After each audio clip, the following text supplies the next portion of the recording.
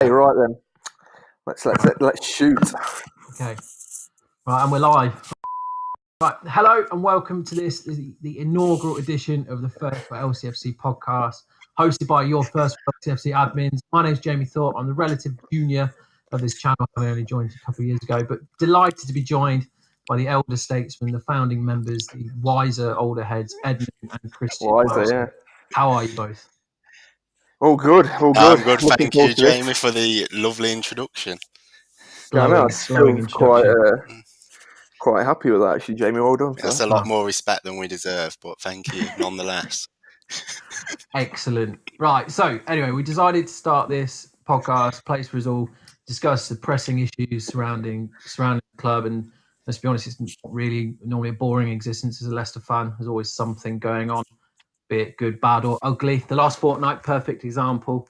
The good, 3 important points: appointment of an new manager; the bad, sacking third manager in 2 years; and the ugly, a home jobbing to Crystal Palace and subsequent boos that likely served as a nail in the coffin for said manager. Which leads us on to a very natural starting point, something which was talked to death on Twitter, but I feel like we need to mention it: the sacking of Claude Puel. Ed, you were obviously against Puel quite vocally. So I get to know the answer to this, but in your mind, was sacking Claude the right decision? I think, yes, it was, if we're going to be honest. I think he was given plenty of time. I think most people could see what he was really trying to achieve. But at the end of the day, it's a results business, and were the results great? Not particularly. Were the performances, did it engage the fan base? Did it inspire? Did it excite? I think the answers to all of them is no. So for me, it was time. Something had to change. We could see it, like I say, we could see what he's trying to do, but was it really working? No, not for me. So time to go. Chris, you agree with that, do you? Well, I just said to you off air, actually, I was just coming around to Puel, thinking, I'll give him to the end of the season. I was sort of believing that he did have this philosophy. He was trying to drum it into the players, and I think it was just getting so difficult. Like, it got to the stage where obviously the fans were on his back. So much negativity on social media. Everything that shouldn't really be affecting the team really was just getting in the way. And he went, which it didn't come as a shock, but I can't say that he deserved to stay either. I think he had his time, and how much time can you give a manager in this day and age? It is all about the finances, and as soon as it starts to look like you're about to go down or get dragged into that battle, I think you got to sort of pull the plug, don't you? Yeah, I think you're absolutely right. It's as Ed said, it's a results-based business, and he had the worst win percentage out of many of our recent managers. I think he was down in 36% or something, which, as certain accounts love pointing out, that's lower than Peter Taylor.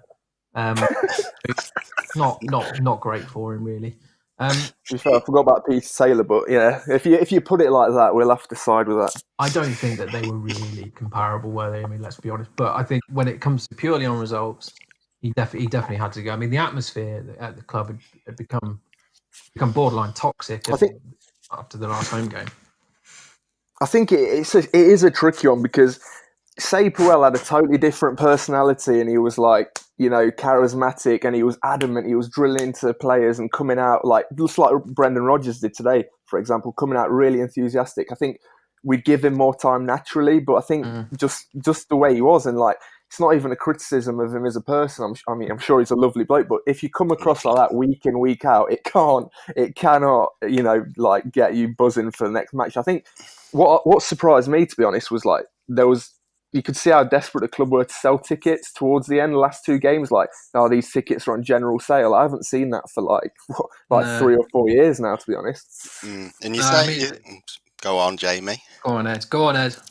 Oh, well, it was just what Krys was saying about his personality, and people will say, and perhaps rightly so, the personality doesn't matter that much as long as they get the results. But it's not. I'm sure it wasn't just the fans that his demeanour and how he presented himself. It wasn't just the fans who had an issue with that. The players as well. That if someone is solemn and isn't try encouraging and doesn't motivate, then how are the players going to perform to the standard that they can? I know, yes, it is their job, and yes, they get paid loads of money, but they also need to be motivated, to be inspired. And I don't think anybody looking at Puel, bar perhaps his mother, may may find him inspiring. I mean, no, I think you're right. I think we've had so many managers where they've had the personality but not the actual performance so as well, haven't we? I mean, you look at Ian Holloway as the example of a guy who knew exactly what to say, even if it was absolutely ridiculous, but had nothing on the pitch. So hopefully this is something we've addressed. But I mean, it wasn't all bad with Puel, was it? I mean, No. one of the questions that we had in on Twitter when we were looking for contributions from people that follow us is, do you think that he left us in a better position than where he found us? I think I have to say yes, and something that he hasn't got any credit for, barely any credit. Oh well, I haven't seen anyway. Is bringing the youth and trusting the youth.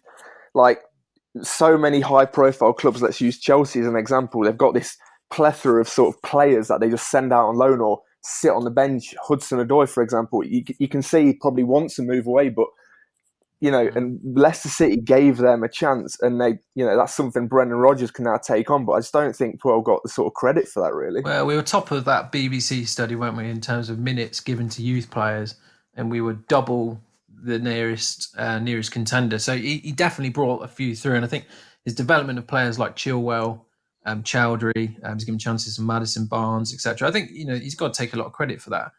But he's also moved on a lot of the players that, well, certainly in my mind, needed moving on. I think the obvious ones in Ben Alawan, he's off being Ben Alawan over at Nottingham Forest, sent off, broken face and scoring late winners. And then King, Musa, Slimani probably all needed to go. Not sure what you both think about Silva and Imbora, though.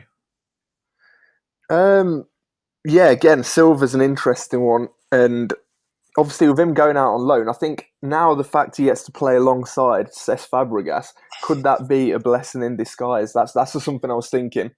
Is that not like a vital bit of experience? Obviously, he is sort of experienced himself, but to get to play alongside someone like Cesc Fabregas, that's massive, is it not? Especially in the French league, really. He's going to appear more impressive in what is a lower standard division. So when you've got a midfield partner who is that experienced, I suspect he's won every single trophy off the top of my head in Fabregas, then he is going to perform better. But I guess going back to your question, Jamie, are we in a better place? I have just got up in front of me the league table from October 2017, which was when Puel took over. So after 8 games, we've got 6 points, third bottom. Based on that entirely, but I think we had to improve. That's an awful position to be in, and it's been quite I think it's been a difficult job. Like you say, he's brought in a lot of new players and trying to shift some dead wood. It's quite a transitional phase, and perhaps it never was going to go as smoothly as the few seasons before. Obviously, unprecedented success for Leicester, and trying to change not just the squad, which had been together for a few years and had this dynamic, but also the playing style, and trying to do that so quickly in this results-based business, it was almost like geared up to fail. I was going to say, do you think he tried to change things too quickly? I mean, because I think if you look at the last, what was it, when we made ourselves safe and we were looking at maybe challenging for 7th, he experimented a lot at the back end of last year, and an awful lot of games. And I think do you think that was because he tried to bring his style in too quick and move the players on too quickly? Good question. I do feel like, looking back at the end of last season, it was an opportunity missed really for Europa League. No one was really really impressing, and Burnley did well for them. But should we be finishing higher than Burnley with the squad we have, with the you know, that Resources. took the words out of my mouth, the resources. But yeah, we should. So perhaps that was an issue, and maybe since then, and when he started fiddling around from things have just sort of gone downhill since then, and never really. I don't feel since the back end of last season I ever felt that we were going to get into the Europa League, which is where we should be aiming for. I don't know if it's like sort of accepted in the Premier League or not, but you'll tend to find from maybe this point onwards in the season that teams who know they won't be getting relegated or know they won't be getting Europa League, they do sort of give up. And does that suggest now the fact we have got a new manager and something that Puel didn't do, as you just said? Maybe we can take advantage of that. Fresh team, fresh sort of mentality. Maybe this could be our push, unlike last season, to sort of take advantage of all these teams that are taking their foot off the gas on the beach, if you like. And maybe this could be our season instead. It could be a blessing Think in disguise. about this, and this could be an awful false equivalence. So shoot me down if it is. Remember the Great Escape season? At the end, and we were on this. We had to go for it, and the football was improving. The results were improving. The whole squad mentality, the togetherness, even the sense of Leicester as a city was all improving. And because of this amazing end to that season, what happened the season after? And now we look last season. It was like everything was dead. The too much playing around with the team and the tactics, like Jamie said. It all went downhill, and it sort of never picked up since. Perhaps we should have really gone for it then and stuck to our guns. And I don't know, hindsight's a beautiful thing, isn't it? But no, I think it's more than a valid point. I think if we end this season well, have a sensible pre-season, aka play plenty of games rather than go on one of these silly tours, and keep that momentum going. Some new additions, I think, like as Ed, you're saying, I think that could affect how we start next season. Definitely. Yeah, definitely. I think with Rodgers at the helm as well, it'd be interesting to know what your guys' expectations are. I mean, Rodgers was the guy who I wanted to come in if it had to change, but I certainly didn't expect him to want to come now. I thought he'd be there in the summer, especially with them on the verge of a famous treble, as it were. Famous. Probably it's famous. Yeah. I mean, it probably says a lot about that league that a treble is even possible. But he's probably one of the club's first truly high-profile appointments in years. So I mean, Krys, is it someone that you wanted to see come in? To be fair, I didn't even start thinking about it. That's what I mean. It came totally, out of the blue. But looking back now, I think, I don't think we could have got anyone better. I think it is important we got him now, because I think if he left it till the summer, I think more teams are going to start looking. Maybe someone like Chelsea could come in for him. You don't know. And I think realistically, he's not going to leave us in the summer. Otherwise, we'll look like clowns.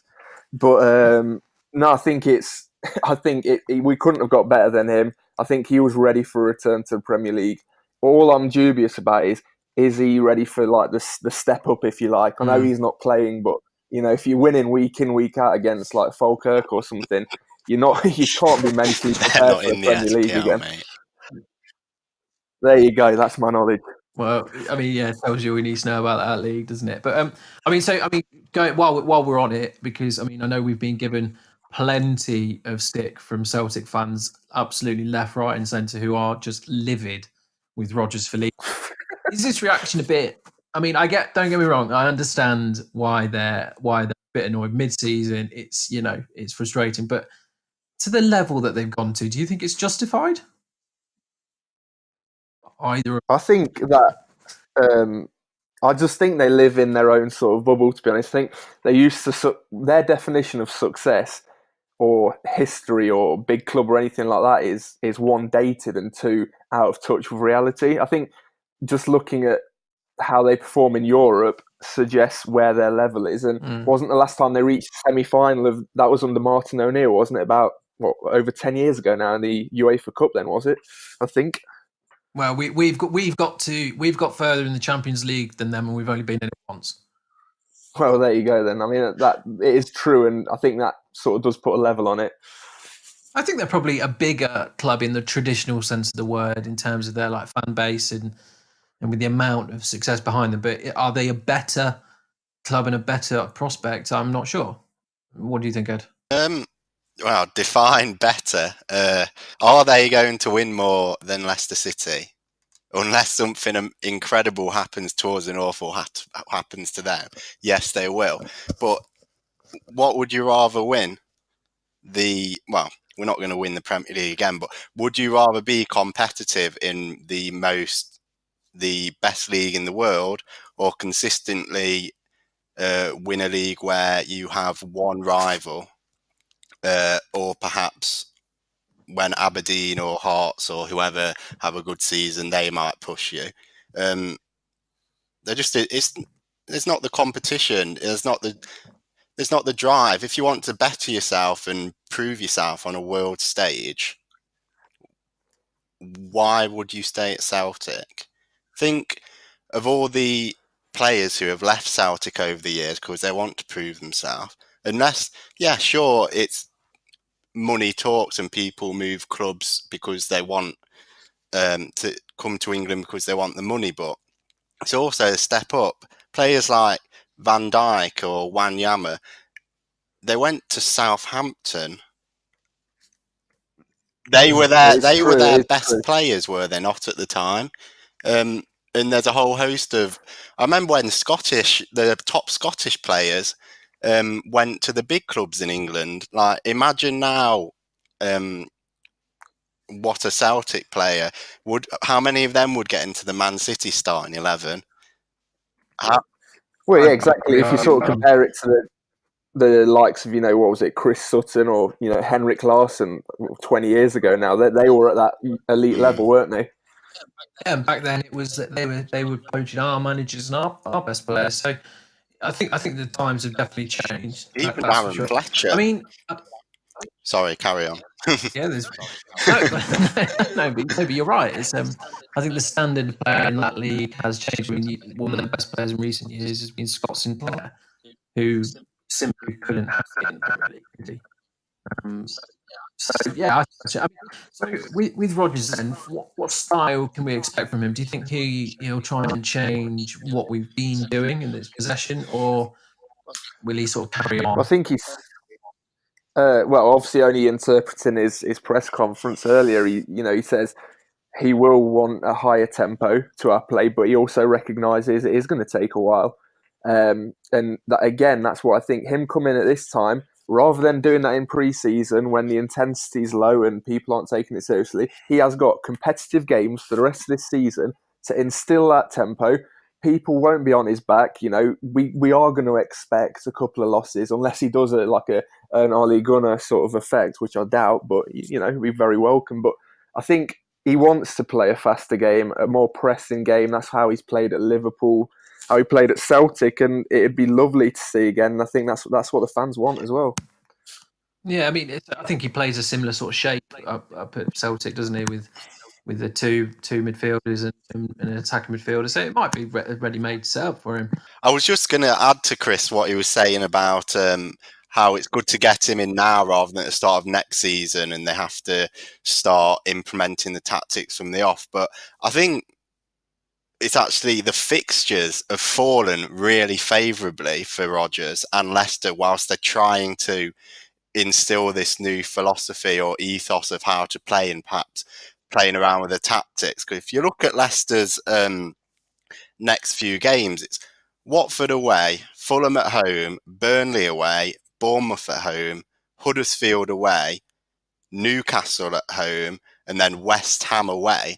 They're really nice fixtures, and yes, every game in the Premier League's tough, but they're ones you'd fancy. Leicester will win many of them, and hopefully, that's a good sign for giving the players the opportunity to learn exactly what Rodgers wanting for them. And then after that easier run of games, the last 3 at the end of the season, so we can actually assess where we're actually at.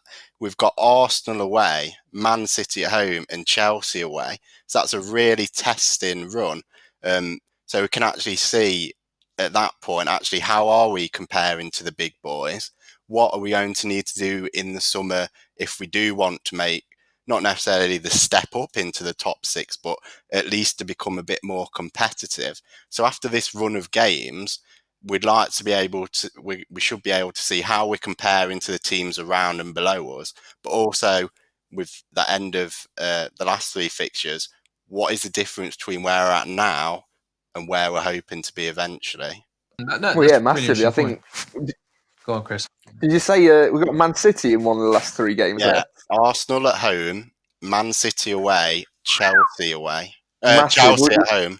We could literally affect probably maybe the title They're race. saying that on the day that we play Man City, Newcastle are also playing. So there's the opportunity, and I think they're playing Liverpool. So there's a chance that Newcastle could, Rafa could roll over maybe, and and Brendan gets the win and hands it to Liverpool. So we've got a chance to really affect it. But are those games that you said that were 7 against sides that had we lost under Puel, our fans would have chastised him for? How many points do you think we should be aiming for, bearing in mind new manager and all that? You've got to be looking at the home games for start off. We've got Fulham at home is the first one under Rodgers officially. You've got to at least hope, if not expect, 3 points there. Bournemouth is the next home game, which Bournemouth with all their injuries are in a bit free fall. Well, even their form against, I know not a top 6 team, but they've been dreadful on the road especially. So you'd like 3 points there. Huddersfield, really are quite awful. You'd like 3 points there. So that's 9 points already. And then Watford away, Burnley away, Newcastle at home and West Ham away. You got to get a couple of wins in there, think. So how many is that? 7 matches. Well, I think you could get 4 or 5 wins from those 7. Obviously, that's in an ideal world. We'd get, like Krys said, we'll get an Ole Gunnar Solskjaer and we'll go unbeaten to the end of the season. But probably won't happen. If you had to pick a nice run to. God, if you had to pick a position for us to finish, and we're 11th at the minute, we are 5 points behind Wolves in 7th. Where would you be happy with us finishing, bearing in mind a change in manager? Oh, if you asked me a couple of weeks ago, I'd say I think we'd be lucky if we finished where we are now. However, at the moment, like I say, it's 5 points off Europa League, and we have got to play 2 of the 4 teams above us and the 2 teams directly below us. So that, I'm not going to call it a 6-pointer because I don't want to be that guy. However, they are big matches. There is, egg on my face, but it's 5 points. I don't want to put the pressure on because it's a new manager. The team, it's still the same players. Yes, they might be a bit better, but 5 points isn't impossible. But I think just on that as well. Sorry to interrupt you there, Ed. I thought you did finish, to be honest. But what I was going to say is, I think maybe the Europa League starting that season early could come as a blessing just for that pure thing of momentum again, because we are going to end the season playing competitive football under a new manager, have a month off, and then get straight back into it. Probably playing some minnow from Lithuania, but still, it's competitive. Yeah, that's the European tour is not quite so glamorous, but it's still a European tour nonetheless. I know. I think it'd be. I think we've got to aim as high as we can. I mean, being realistic, we're 8 points off Cardiff. I know some people were looking over the shoulders, but I just don't see. And barring a disaster, I can't see that. So surely we've just got to be looking and seeing where we can get. And I think Rodgers is an ambitious man as well, so he'll be wanting to do that for sure. I'm wanting top 10, but maybe it's just the new manager and I'm feeling a little more confidence and we're going to have a bit of a bounce. But I think it's too early to totally discount 7th in Europa League. Krys, I do you agree? believe. I think honestly, like if we get a result against Watford, that could dictate the rest of our season. I think if it's a limp sort of 0-0 or something, all this confidence and whatnot, this hype could die down a little bit, and that would be the same in the dressing room. Or I think if we go away to Watford, get a result, and I think it could spiral into sort of Ole Gunnar effect. There's nothing saying that we can't do the same as them. Yeah, I think you're right. There's some predictions in there that are recorded and can be referred to a few weeks down the line. I'm looking at them fixtures and I'm seeing that Everton are playing Liverpool this weekend. So there's one team straight we can jump above. So yeah, keep the faith, Jamie. You sound like you're not as confident as. Hey, I'm just trying to be the level-headed guy here, and also I don't want to get egg on my face. I'm good. Right, so I thought one of the other things that a manager brings, obviously, is an influence in transfers. So now Rodgers has got a lot of positives for him in terms of his style and the ambition that he's showing, but his transfer record, in my mind, is a bit mixed. So I thought we'd have a look at some of his more notable signings. His top 5 most expensive signings in his career when he was at Liverpool, and you can let me know if you think it was a hit or a miss. Some of them are fairly easy. So Benteke signed for 41 million. Hit.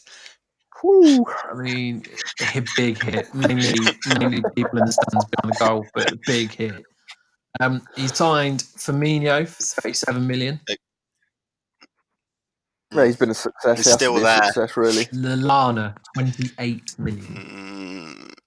Injury problems has slowed his progression down, so I'm going to have to say that's probably a slight miss.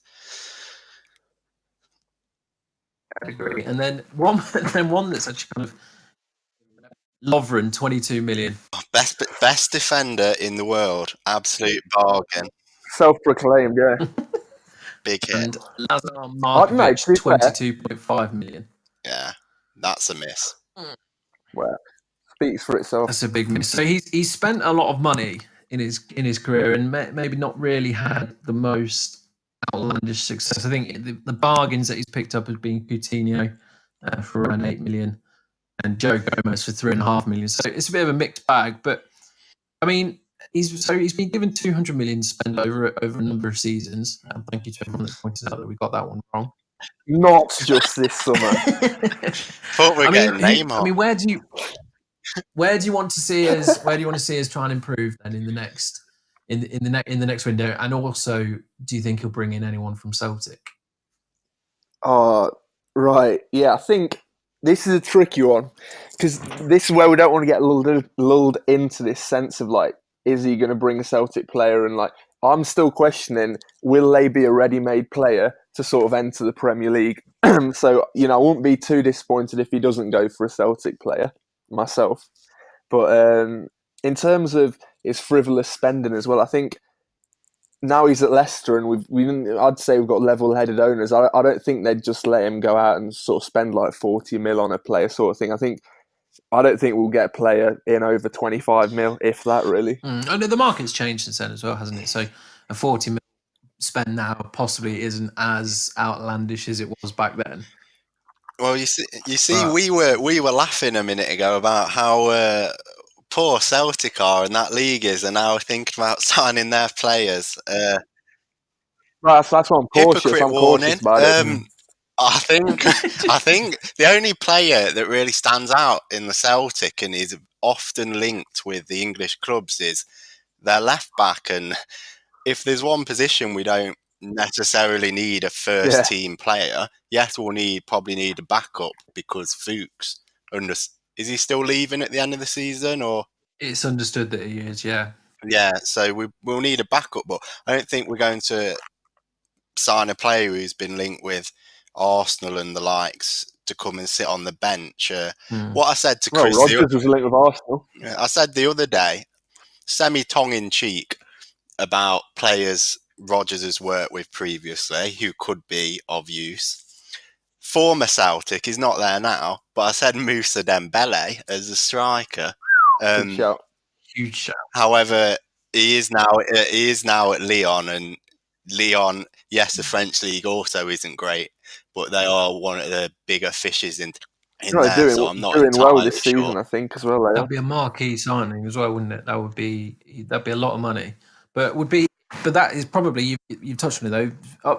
Up front is probably one of the positions we do need to strengthen. I know Vardy is obviously the main man, but I don't think we have that backup at the minute. I mean, Ian, how much time do you give him? Well, I think now is his chance, really. New manager, can Brendan Rodgers get them? Let's see how good he is at developing players, because, Iheanacho is a golden opportunity for him, to be honest. They did share a video from training and Shinji Okazaki scored a goal. So anything is possible. I don't believe you. Yeah. But, we'll wait and see for the summer, won't we? But I think, like you said, Kieran is probably the only one from Celtic. But I think they need to be looking up top. Is a priority. But then I don't know how to pronounce his name, the French striker. But from PSG, Edouard. I think he's their first choice, and he scored a bit. But again, he's scored his records about every other game, I think, and he's rather have Morelos. Well, if him and Vardy up front, yeah, I don't think the defenders on the opposition team are like that, but I think we might get a few suspensions. Hasn't he been sent off 4 times this year or something? He's hot-headed, but I just don't know, something about him. He can score goals, but again, at his level. Absolute box office, that's for sure. Yeah. But I think in terms of striking options, in answer to your question, I'd go for Mitrovic. Agreed. Absolutely. Yeah, if Fulham go down, I think there will probably be a little bit of there'll be the race is on for other Premier League sides trying to buy him. I could see 5, 6, 7 teams all being in the running for him. Yeah, what about Ryan Sessegnon from Fulham? Would he be someone you'd be interested in? He hasn't really come to the party this season, has he? Tom Kearney maybe, but then again we're quite congested in that area as well. I don't see anyone. Well, we've sort of gone off on a tangent, but I don't really see anyone from the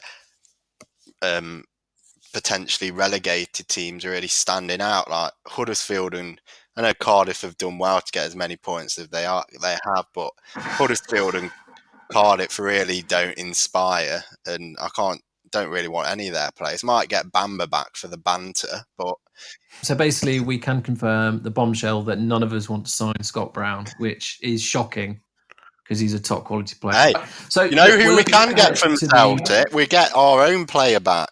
That's a very good point. He was doing well before he got injured, didn't he?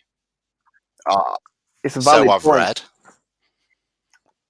I think he was one of their main men, and they were a lot of clamouring for Celtic to try and make that signing permanent. So he must be doing something right. Depends if he like working under Rodgers, because I think that's an easy out for him if he doesn't really like it north of the border, to be honest.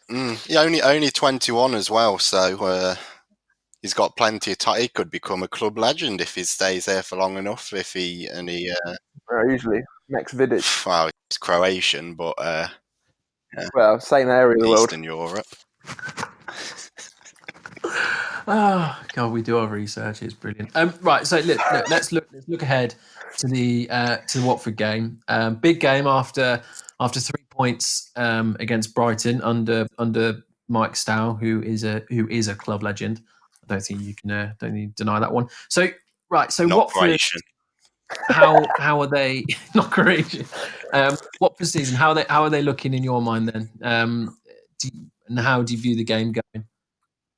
Well, they're a bit of a. Let's just look at the last 2 fixtures. They won 5-1 and lost 5-0. What's the next score going to be? But overall, they've done well this season. They're one of the teams above us in the race for Europa League. Still in the FA Cup, which may work to our advantage, because there is word that some of the teams who are really going for it in the FA Cup, Wolves, for example, are their manager has said they're resting a keeper this weekend. So if some of these mid-table teams are going to start resting players for the cup, How would you rest the keeper? That's the thing. wow, because Ruddy's been playing all the cup games, but what's his name? Nuno said in the press conference that Ruddy will be playing this week's match, so he's prepared for what's happening next week. Oh, I see. So it's like a positive sort of change. Yeah, but I don't see Watford doing that. That's another story. But Watford, back to the actual question, they have been playing well. They've been getting the results. They don't amaze me, but a very solid side. Krys, Christian, what about in your mind then? Who stands out for Watford though? As in, who's a danger man to use? I think until recent weeks, I'd have got laughed at if I said Delafeu, but I think you got to be wary of him. Just looking at how he played against Cardiff, obviously didn't do anything last week, but I don't know. I think they've just got on paper their team. It doesn't sort of leap out to you, but I don't know. They've gone well this season, and I think their manager was unlucky not to get the manager of the year in the London Awards or the London Football Awards last night. I think I went to Pochettino, but I think Watford under the radar, but there's nothing stopping them getting seventh. So yeah, got to be careful, especially away from home. Yeah, they've got a good squad, haven't they? I mean, they're an older squad. There's a lot of experience in there. I think you've got players like Deeney. Holibas is 34, Capu's 30. So they've got some old heads in there, but they've definitely got. They always feel like a bit of a bogey team to me as well. I'm not sure if it's because of that game a few years back, but I can't Watford and Sheffield. I know we beat them at home, but I've always just think they've got something in the tank trying to beat us. So if you had to put your neck on the line, what's your predictions for the game? I want goals and goal scorers. Christian, would you like to go first? Oh, okay. I'll go. I'm going for Watford 1, Leicester City 2. And I think the goal scorers will be Vardy and Tielemans, who has impressed me. Just a side note, very much so. But time to get in the goals, son. Yeah, I think I do have 2 on in my predictor as well, and I think we'll take the lead again, which has obviously been rare this season. I think 1-1, and I do think we'll nick a late winner, and I think it's the ultimate rustler, Jamie Vardy, probably from the spot. I've got a feeling. Who will absolutely love that opportunity? I think I'll go 1-0. I think Harvey Barnes is bound to score eventually. He's been That's just because you've got him in your fantasy team. That's nothing to do with it, but it is a brilliant segue into our next segment. Well done. It's almost like we did this on purpose. The first for LSCFC Fantasy Premier League league is not exactly opening up. It's still 3 admins in the top 4. Neil Harris is currently in the lead, 1 point ahead of you. Equality Street FC Ed. Monkey Allen, Christian Moson's in 3rd, and Giroud Mansour in 4th. The question I'm actually going to ask, I'm not just listing teams, is which Leicester players do you think are the best fantasy options out there, other than Harvey Barnes? That's not obvious one. I think if you've got the money, it's got to be Jamie Vardy. He's the star man, the talisman, the striker. He's on pens. If we're talking fantasy, we got to talk about who's on the set piece than penalties. So it really is. Vardy would be my first choice. So for a striker, I think he's at 8.8 or 8.9. So not dirt cheap. Maddison for the set pieces, and also either he is the or one of the most creative players in the Prem this season. Chances created. Top, I think. Is he? So yeah, he would be. I think he's 6.6ish. So cheap. So one of them, I think they're standouts. Some people are liking Pereira as well because he gets the defensive points as well as he's very attacking. He gets a fair few assists. But yeah, Vardy and Maddison for me, not Harvey Barnes. Mate, when he scores his hat trick this weekend, we'll see. Right, Krys. I'm just segueing here. Do you want to leave it there, mate, or do you want to? What do you want to do? Have you got any other business? Any other business? I don't have any other business. Obviously, I've got Delafeu in my fantasy team, so if Watford are to score, then he might as well get it. But no, I don't know. I don't have anything else to say, Jamie. To be honest, it's been a I meant pleasure. that like as a. I thought you'd just sort of stop recording there, and then you could edit this bit out. Yeah, keep this in. This is showing it.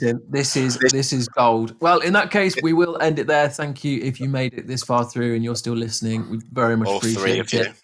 you. If you've got any questions you'd like us to discuss in the next episode of the podcast, will there be a next one? Hope so. There will be a next one. Then let us know. But if not, thank you very much for listening. Thank you. Yeah, cheers. See you next time.